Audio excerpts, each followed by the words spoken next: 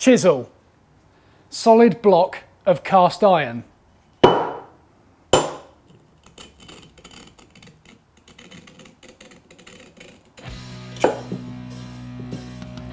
Oh dearie me.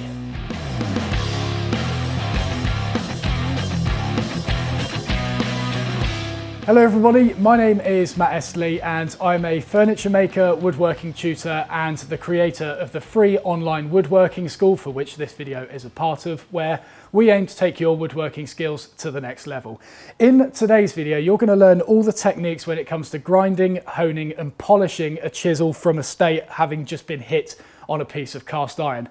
Despite the video length, this should only take you 30 seconds. It's a very quick process. Do not be put off by the length of the video. We're just going to be going through each step in minute detail so you'll know the entire process like the back of your hand by the end of the video. Now, before we get stuck into anything, a quick disclaimer, if I may. The techniques, tips and final result I'm going to be showing you in this video is going to be overkill for the vast majority of you. The things I'm going to be showing you are in the context of fine woodworking and furniture making. If you're wanting to open paint cans with one of these things, if you're just wanting to smash out some hinges at home and you're not really caring about the state of your chisel because the mallet will do all the work for you, you're probably going to end up getting bored 5 minutes into this video and clicking off of it. However, if you're wanting to work on fine joinery such as dovetails, or you're wanting to make nice handcrafted furniture, your chisel needs to be proper sharp, which is exactly what we'll be doing in this video. So firstly, let's have a look at the angles of a chisel. Now this is the finished result. This is what we're looking for at the end of this process. And you can see on the end of this chisel that we have two angles, and these angles are often referred to as bevels. We've got this larger bevel at the back here, and then we've got a smaller bevel at the very tip, just that little dark line you can see there. Now the sizes of these change over time, and we'll explain that later on in the process, but all you need to know for now is that this larger one is called the primary bevel. This one on the end is called the secondary bevel. So what's the purpose of the primary and the secondary bevel? Very simply put, it is to make the process more efficient, quicker and easier, which I'll explain to you now. So this is a side view of the chisel, and you can see we've got the bevel and we've got the bottom of the chisel here. Both of these surfaces need to be polished in order to create a sharp point. The definition of a sharp point is the intersection between two polished faces. So for example, if you have one face that's nice and polished and the other side is as coarse as Nickelback's vocals, then that point is only going to be as sharp as Nickelback's vocals on the bottom there. So you need to make sure that both of these surfaces are as polished as one another in order to make that edge sharp. Now when grinding metal, the more material you have to remove, the longer it's going to take, which is where the primary and the secondary bevel come into play with this. You can see on this example that we have just a single bevel, and let's say that's 30 degrees. Every time we set this up on the sharpening stone, we're going to have to grind away that entire face in order to just sharpen that very point. Likewise with the bottom of the chisel, we're going to have to flatten that entire face just to get to the point. So making this process efficient is about removing as little material as you can in order to create a sharp edge. This not only speeds up the process, but also increases the life of your chisels, because you've purchased all that metal. You don't want to be turning it into slurry just to be washed away down the sink later on. So now let's take a look at another example of the side section of the blade, but with the primary and the secondary bevel in place. So here's the blade as it was before. Here is the blade with a primary and a secondary bevel. So what you might be able to see here is we have one large bevel, and then the very tip of it, you can see here, is sharpened at a slightly steeper angle. This means next time we sharpen a chisel, we've only got to remove a very small amount of metal in order to create that polished point. The bottom we'll speak for later, but right now we're looking at the primary and the secondary bevel. Now normally, I say normally because there are exceptions to this, the primary bevel, being this larger one, is ground to 25 degrees. The secondary bevel is usually ground to 30 degrees. Now the exceptions to this would be if you're working with harder chisels, some people will sharpen them to up to 35 degrees on the secondary bevel, that smaller one on the end. And sometimes for pairing chisels, they will sharpen the entire thing to 20 degrees is the lowest I've heard. But for today's purposes, we're going to be focusing on a 25 degree primary bevel and a 30 degree secondary bevel. I would advise you start off with this and then choose which way you want to go after that. And if you employ the primary bevel and secondary bevel technique, this is what will happen to your chisel over time. So we've already said you've got a primary bevel and then a small secondary bevel on the end. Once that point gets blunt, you're going to need to resharpen it. So all you do is you resharpen the secondary bevel. then it becomes a little bit bigger. Oops, you're going to see what's happening here. So the secondary bevel is now a little bit larger than it was before, but not too bad. You sharpen it again, it gets slightly larger. You sharpen it again. Oh, well. So you can see the secondary bevel is gradually getting bigger until it gets to the point where you sharpen it a final time and it's actually bigger than the initial primary bevel. Once it gets to that point, it is no longer efficient to sharpen a secondary bevel, and what you'll need to do is regrind it back down to a 25 degrees and restart the process of creating a 30-degree secondary bevel on the very tip. There you go, there it is right there. Now you might have been shocked about how much metal was ground away when we did the regrinding, and it is quite a lot of metal, you're right to think that, but when you do the regrinding, that metal that you grind away on the heel of the chisel is not going to be used whatsoever. The only part of the chisel you will be using is the absolute point. So when you regrind it, the point in which you stop regrinding is as soon as you hit the very point of the chisel. If you stop there, then you haven't wasted any more metal than you need to. Now for this sharpening demonstration, I'm going to be using a Waterstone and I'm also going to be using a honing guide. I often get questions on what Waterstone is best, and if you're looking at this on my free online school, there'll be a link in the supporting resources that will take you to a guide where you can decipher which sharpening stone is going to be best for you. If you're not looking at this on the free online school, there'll be a link in the top corner popping up now, which will take you directly to the page and you can continue watching this video there. What I will say in this video, however, is how you achieve the chisel geometry of 25 degrees and 30 degrees doesn't matter. Whether you do it on a Waterstone, a diamond stone, an oil stone, if you do it on the soles of your grandma's calloused feet, I really do not care how you achieve that profile. Don't get sucked into people telling you that your method is wrong, because the only person that's wrong is them. It's what works for you that matters. And on the subject of people telling you that your method is wrong, there is no better tool in the sharpening process that does this more than a honing guide. These cause many arguments. Should you use a honing guide? Should you not use a honing guide? Is it cheating if you do? Or you're not a real woodworker until you don't need to use one of these. Like seriously, people look at it as if you're using stabilizers in the Tour de France or something like that. It's a honing guide. The choice is completely up to you, but I will talk you through the differences between using a honing guide and not using a honing guide. Now a honing guide is nothing more than a tool to hold your chisel at the correct angle. You can see you clamp the chisel in there, and then when that goes on the Waterstone, it will be holding it at the correct angle, and you can just work like that without worrying about any chisel wobbling or digging into the stone or whatnot. And the people who endorse using a honing guide off the top of my head are people like David Charlesworth, Jonathan Katz-Moses, Vic Teslin from Veritas, Deneb Pachowski from Lie-Nielsen, other YouTubers that you might know, Matt Cremona, and I'm pretty sure Mark Spagnolo, the Wood Whisperer, also uses a honing guide. And we quite often see those as real woodworkers, yet they still use a honing guide. So we can kind of see the flaws in that argument. People who choose not to use one of these are people like Paul Sellers or Rob Cosman and James Wright from the channel Wood by Wright. They prefer to just go at it freehand. And both of these methods are absolutely fine. It doesn't matter which one you choose, but as a beginner, if you're watching this video, I would strongly recommend you use a honing guide. This is why. People who sharpen freehand have had a fair few years practicing their muscle memory. They know exactly what angle to lock their hands and their arms in while preventing it from digging in. As a beginner, however, you do not have this muscle memory, and it's going to take a while for you to adjust to that learning curve and get everything locked in. And I've seen the results of this. I worked at Axminster for 5 years, where we sold woodworking tools, and there was also a sharpening service available as well, where people could bring their chisels in and we would sharpen it for them. Sure enough, when we received the chisels, pretty much all of them, on the end of them, instead of seeing two clean bevels that we see here, a 25 and a 30 degree, they had like, no word of exaggeration, I'm pretty sure some of them had about 50 different bevels on them. And when you sharpened it, when you set it up in the honing guide, you were never really sure which one you were grinding. And this is simply because they got it on the stone and they just scrubbed away at it, hoping that that time they were hitting the edge. And this here was the most common sight I saw, and this is only with 3 bevels. Some of these, it was completely rounded. And what would quite often be the case is because they've done it freehand, they didn't achieve a 30-degree edge on the end here, and instead it was, I mean, it could have been as steep as 50 degrees or something like that.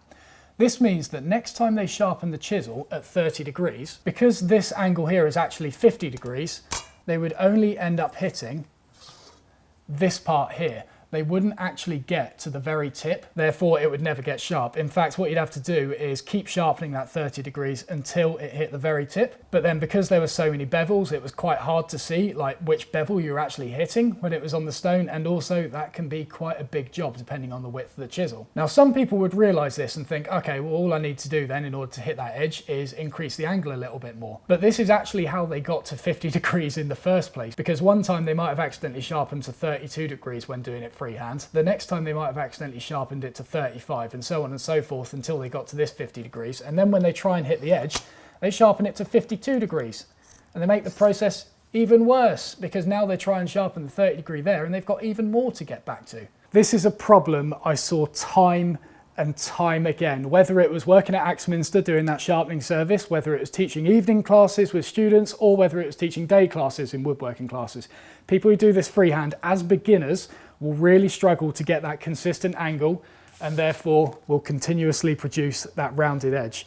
Whereas if you use a honing guide, yes, it might take you 5 seconds to set up, but what it will give you is consistency. And that is the key to sharpening efficiently: consistency and removing a minimal amount of material at a time. And this is how a honing guide achieves this consistency. And by the way, this is a Lie-Nielsen honing guide. It costs over 100 quid. But the principles still apply to this, which is a £5 to £10 honing guide, and is what I used for years when starting off. It did the job, but it had a few limitations down the line, but that's out the scope of this video. The principles work exactly the same for the two honing guides. You don't need to get anything fancy. Something cheap will do the job for you. So the consistency of angles is achieved by lightly locking it in the honing guide so that it stays in there, but it can still slide about a little bit.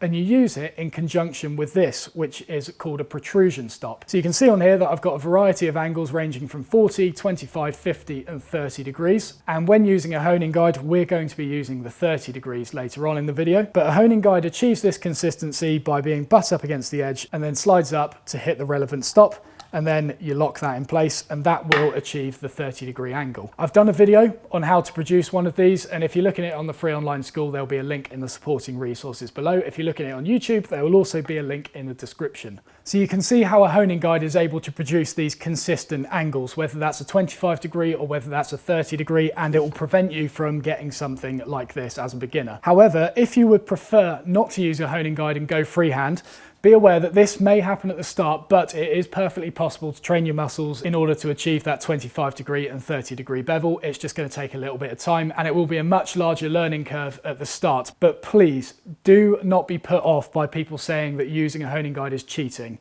It's a load of rubbish. It annoys me so much. Anyway, this chisel that I mullered at the start of the video, let's get fixing this and assessing the damage. So here is the result. It's been a while since I've reground this chisel. You can see that you might be able to see the remnants of a secondary bevel on the very end. We can see the large primary bevel. This corner's kind of a bit dented. The corners have chipped off as a result of smacking it on that cast iron, and it looks like I've tried to unblock a toilet with it. I'm not actually sure what that is. I think it might be glue, but I think you'll very much agree that the state of this chisel looks a lot like this at the moment. There's bevels all over the place, and there's a little bit of gunk around here. So what we're aiming to do at this step is grind it back down to a 25 degrees. And in order to grind this chisel down to a 25 degree primary bevel, I use a Tormek.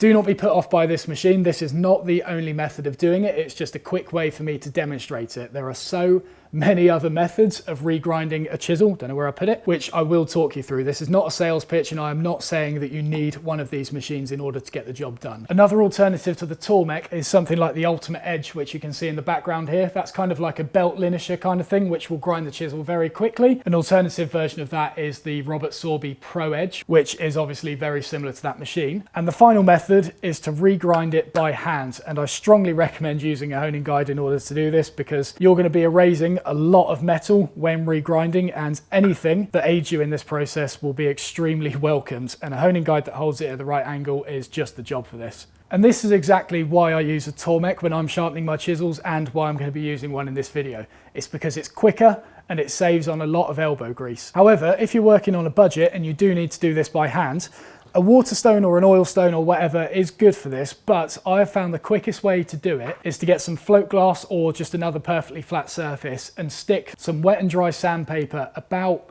180 to 240 grit onto it.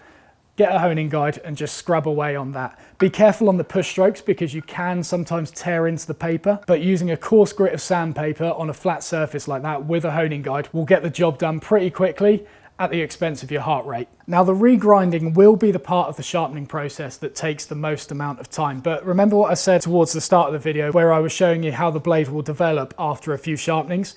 You only need to regrind every now and then. You should get at least 10 sharpening sessions between each time you have to regrind it again. And those sharpening sessions in between are where you can get it down to about 30 seconds of chisel. Whereas when you regrind, that's where it can go up to a couple of minutes in order to regrind the chisel and then get the secondary bevel on and all that. It's the ones in between that we're focusing on. Now, I'm not going to make this a full-on demo or a sales pitch for a tool mech or anything like that, but the advantage of this machine is that it does the job quickly and it does it extremely accurately. Because the longer you spend switching between grinding with different angles and trying to guess / remember what angle you did last time, the longer the sharpening process is going to take. Whereas if you get it consistent every time, it will be really quick. Now, the tool mech is a slow speed grinder, which means there are no sparks when the chisel contacts the stone, and there's no metal particles flying off of it either. I say this because I'm quite often questioned as to why I don't use eye protection when using this machine. It's because you don't really need to, but for insurance sake, wear eye protection when using this machine.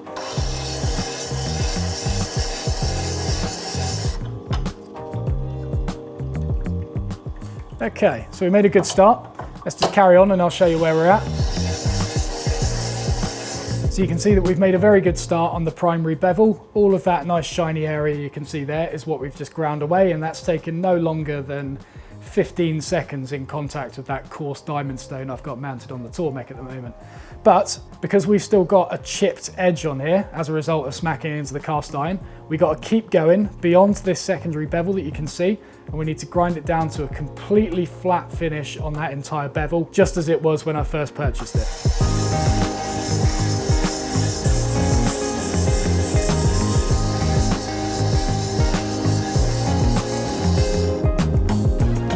See that we're pretty much there. I think I'm going to do a little bit more because I can see that we still have got a very, very small chipped corner on here. And you can probably still see some of the serrations that have been imprinted after whacking it on the cast iron. So we've got to make sure we grind all of those out before we start working on the secondary bevel. All right, there we go.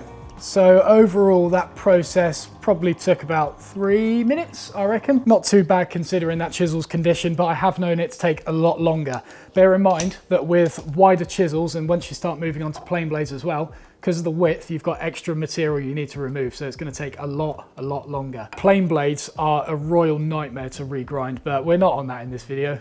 We'll save that one for a later date. And there you go, there's the finished result after step 1, which is the grinding of the 25-degree primary bevel. We've got one nice consistent bevel and there are no chips visible on the edge, and this is perfect to start moving on to the next step. But before I put this away, this machine is obviously grinding on a rounded surface, which means that this bevel has got a slight concave to it. I often see disputes about having a concave bevel versus having a flat bevel that you would achieve off something like one of those belt grinders or off working with a flat stone or something. However, I am yet to see a valid argument for using a flat bevel versus using a concave bevel. For me, in the 7 or 8 years I've been woodworking and using one of these throughout that entire 7 years, I've never seen a problem with having a curved primary bevel. But if one of these arguments does happen to strike a chord with you, then after you've finished with your curved grinding surface, you can then take that to a flat stone and then just flatten it off on there, and voila, you have a flat bevel. Yeah, I've never really seen a good argument for it, but if you do have a good argument, then be sure to drop it in the comments below, and yeah, we'll see what comes out of it. So next we're going to move on to honing, and honing is the stage where we start to produce the little 30-degree secondary bevel on the end of the 25-degree primary bevel. Now, when talking about this 25-degree and 30-degree primary bevel, what I'd like to say is it doesn't really matter if your 25-degree primary bevel ends up at 24 degrees or at 26 degrees. Likewise, it doesn't matter if your secondary bevel ends up at 31 degrees or 29 or 28 degrees. The chisel or plane blade or whatever you happen to be sharpening won't know the difference between that slight angle change. What does matter is if you do happen to sharpen it at 31 degrees, you have to make sure you get it back to 31 degrees when you set it up next time. That way you'll keep your sharpening sessions efficient, which is exactly why I use this protrusion stop. I made this to make a 30-degree edge on a chisel, but to be honest, I've never really bothered to check if it's ended up at 30 degrees or not. It might end up at 31 or 29, but I don't really care. What does matter, however, is that when I put the chisel into the honing guide and I slide it up to hit that stop, it's protruding the exact same amount it was last time I sharpened the chisel. That way I'm going to match exactly what I made before and will not end up with something like that. So because I'm working with a water stone here, which is a natural stone, this will have a tendency to wear over time, which is much the same with oil stones as well. It's quite common to sort of dig out your granddad's old oil stones or something like that, and you see there's a huge dish in them and it is useless for sharpening tools on. So when working with a natural stone like this, you need to make sure it stays flat, and I've got a nice flattening plate in order to do so, which is dedicated for flattening abrasive surfaces such as oil stones or water stones.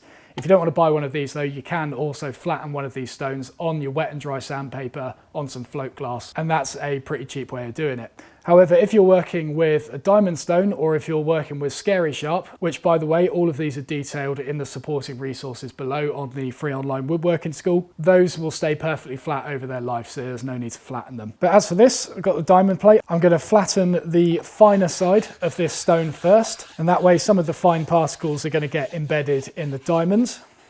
Going to go give it a quick wash, and then I'll do exactly the same on the coarser side of this stone.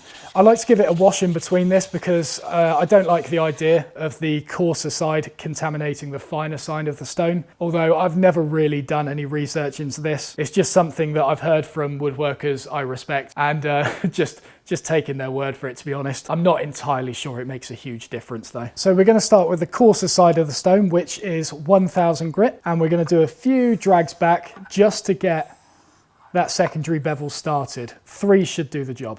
You can see on the end of this chisel, we've started producing a secondary bevel, and that's only taken 3 strokes on a 1000 grit stone. Now the size of this secondary bevel has to be a balance between taking off enough material so that you actually sharpen it, and not taking off so much material that you're going to be regrinding again sooner rather than later. Because this was a fresh 25-degree primary bevel that I was sharpening, it only took those 3 strokes in order to establish that secondary bevel. And that's because there was a very, very small amount of material that I had to remove. However, once that secondary bevel starts getting bigger and begins working its way halfway up the primary bevel, that 3 strokes I did just then will not be enough, and I'll need to do a considerably larger amount in order to start establishing that secondary bevel to a sharp edge again. Just get a little bit more water on it. This is 6000 grit and is quite often as high as I go when it comes to honing chisels, although it's quite common for people to go up to 8000 or 10,000 grit. I have also heard of 30,000 grit stones being used before, but yeah,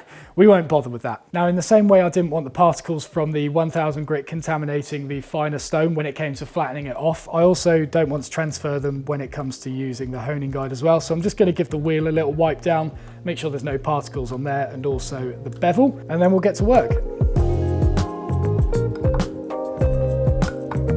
Now you may notice that I'm only using backstrokes when sharpening this chisel, and the reason for that is simply because it gives me a lot more control rather than scrubbing back and forth. However, once that secondary bevel starts getting bigger after I've sharpened it a few times, I will start introducing back and forth movements in order to get the job done quicker. But for now, while I'm removing a very small amount of material, backstrokes are a really good way of preventing myself from taking off too much material and making sure that it's nice and square. And that is looking pretty damn good at the moment.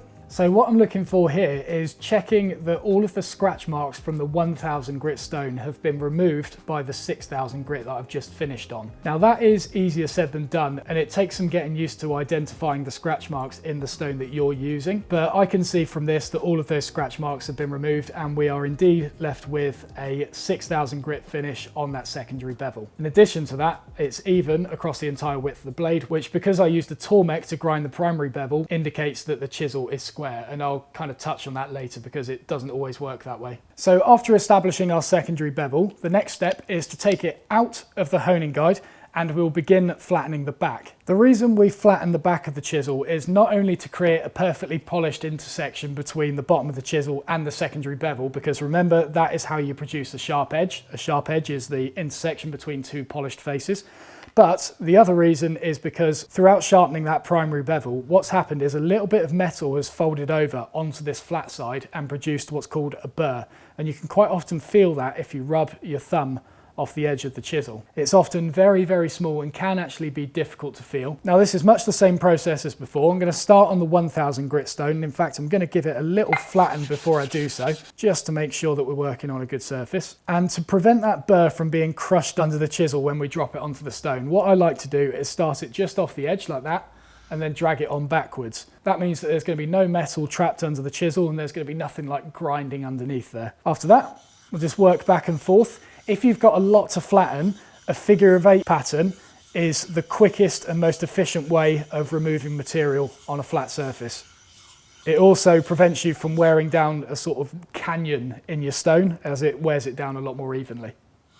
So we'll look at the back of the chisel and check that we are getting scratch patterns right to the top of it. If you're finding it hard to see, move it back and forth one way with the chisel angled off the stone to the bottom left, for example. Check your progress, and then if you can't see, move it off to the other side of the stone and work it that way. And you should be able to see the difference in scratch patterns. That's looking pretty good. I'm going to do just a little bit more. I'm actually going to flip the stone round and wash off some of this slurry as well, because that's kind of getting in the way. And we'll keep going with our figure of 8 because that's working well. And then once we're finished on there, we'll flip it over to the finer stone again, give this a quick wipe down.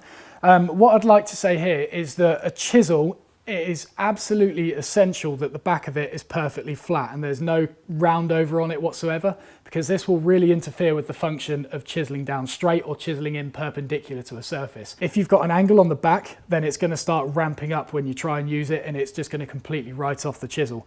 This is the importance of working on flat stones. The other unfortunate reason I often see chisels with rounded backs is when people are working on stones that are very close to the surface below, and when you put the chisel on it to flatten the back, the handle can sometimes be elevating it up off the stone ever so slightly so you don't really see it, and they're happily grinding away, not realizing that this rounded base on it is elevating it up and causing a ramp on the back. That's very unfortunate, but it does happen quite often, especially when you're working with various grits of sandpaper stuck to a sheet of float glass. So do watch out for that. Make sure your chisel and your chisel only is contacting the stone and there's nothing underneath the handle elevating it off the stone and causing a rounded back. So I've reflattened this finer grit. I'm going to work back and forth. In fact, I'll do the old figure of 8 on here as well, because it does take a while for this one to flatten the back. So there we go, we've got the primary bevel, the secondary bevel, and we've got the polished back. Now here, I could go a little bit further. You can see that we've got that darker shine there, which I know is the 6000 grit, and then there's this corner here, which is slightly dropping off a bit, and that is the 1000 grit finish. I know that from experience, so it means that I've got a little bit more work to do in terms of flattening in order to get to that corner if I want to achieve a true 6000 grit finish, which of course I do. So I'm going to quickly attack that, and then we'll move on to the third and final stage, which is polishing. So I'm happy with the polish I've achieved on the back of the chisel now, and it's time to move on to the polishing stage.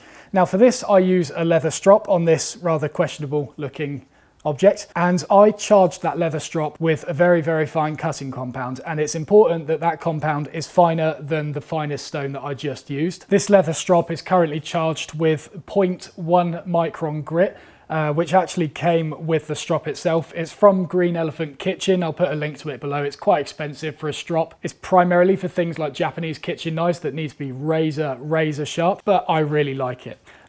On the subject of strops, I was once doing a demonstration at Axminster on how to sharpen chisels, and this know-it-all came out the crowd and said, oh, you don't need to get a leather strop, I just do it on my hand, which is like, it's what they used to do. They'd sharpen the chisels, and you can actually strop a chisel on your skin, because all the strop is doing is removing the very final amount of metal that may have folded back over onto the bevel side after flattening the back of it. And so a fine abrasive such as your skin is all that you need in order to do it. But this guy came out the crowd and he started going at it, and it was all fun and games until he slashed his hand open, which was great fun, as you can imagine, and was certainly a good reminder as to why I prefer using leather strops. An alternative method is the denim on your jeans as well. That's also very slightly abrasive and is able to remove that burr very gently. That's the key to it. It's removing the burr gently without ripping it off and creating another blunt edge. And because there's a little bit of flex in leather, I don't bother setting it up in the honing guide to do this. I lift it up until I see the shadow on the end of the blade disappear, and then I know that I'm on the correct angle then. And with a leather strop, you just drag it backwards. What you'll find is if you hold the chisel too low, it will make a kind of scraping feeling. And if you hold it too high, it will also make a bit of a scraping feeling. Whereas when you rest it directly on the bevel, it should feel nice and smooth. So we'll do this a few times on the bevel side, and then we'll also do it on the flat. But bear in mind, because this will slightly cushion around the back of the blade, you can only do this once or twice. Any more than that, and it may start rounding over the back of the blade. So I do this once or twice with very, very light pressure, and then go back to the bevel side and maybe just give it once more, and that's all it needs.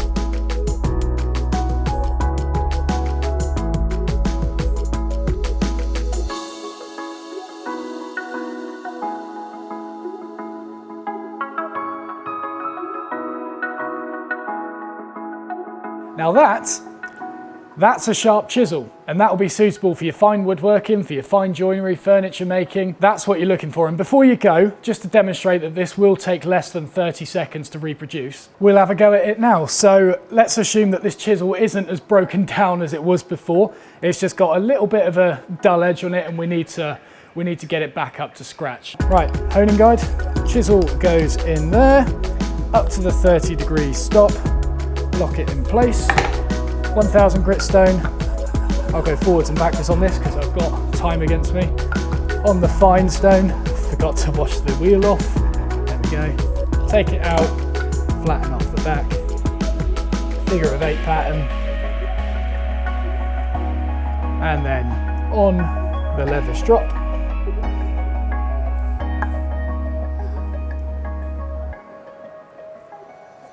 Sorted.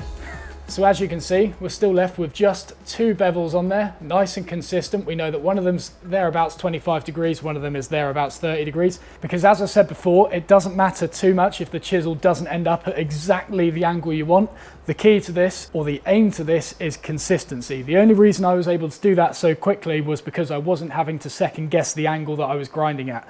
Because I used a honing guide and a protrusion stop, I knew that it was at 30 degrees. Doing that freehand, as a beginner, you will struggle to do that. However, with experience and once you start developing that muscle memory, you will be able to do that, albeit 5 seconds, 10 seconds quicker. I don't know how long it took me to set up the honing guide, but there you go. So as a summary on the entire process we've covered in this video, because there's a lot of points and it's a lot to take in. As for chisel geometry, you've got 2 bevels, primary bevel being 25, the secondary bevel being 30 degrees, but feel free to experiment with those as time goes on. If you find that your edge is breaking down quicker than you'd like, you can increase the secondary bevel to 35 degrees, which is something that quite a lot of woodworkers do. In addition to that, don't be too worried if it ends up being 1 degree off, 29 or 31 degrees. It doesn't matter, the chisel won't know the difference. What matters is that you get the angle consistent every single time, and that's what a protrusion stop and a honing guide will do. When it comes to grinding that primary bevel, you've got 2 methods. You can either do it by hand or you can do it via a powered machine like you see behind me.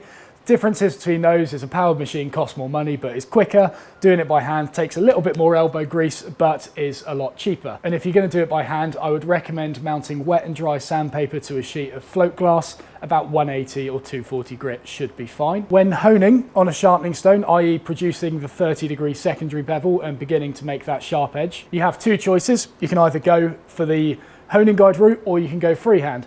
Doesn't matter which, just bear in mind if you do it freehand, you're going to face a much steeper learning curve, whereas if you do it with one of these, it's going to be instant results, and in doing so, it is not cheating. People who tell you that are wrong. And you can go as high of a grit as you want when it comes to honing. I've actually got a 10,000 grit stone behind me that I rarely use, to be honest, but it is there just in case. But keep in mind that whatever grit you go to on the secondary bevel, you're going to need to match on the back of the blade as well, because a sharp point is the intersection between two polished faces. And then after you've honed the secondary bevel and you've flattened off the burr on the back, you can then take it to your leather strop and just remove the remnants of that burr very gently. And you can either do that dry on the leather or you can do it with a paste on there. Completely up to you. Just make sure that the paste is finer than the last grit you used when honing. And then once the blade breaks down, remember that you don't need to regrind it every single time. You've got a fair few sessions of sharpening the secondary bevel before you need to do that. The time when I regrind the chisel is once the secondary bevel takes up half of the primary bevel.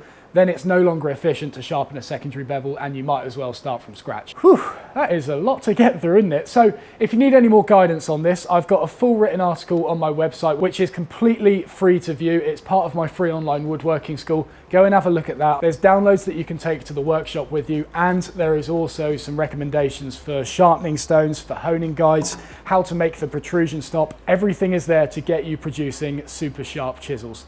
So thank you very much for watching, guys. I hope you enjoyed the video. If you found it useful, please don't forget to press the like button below and subscribe if you haven't already.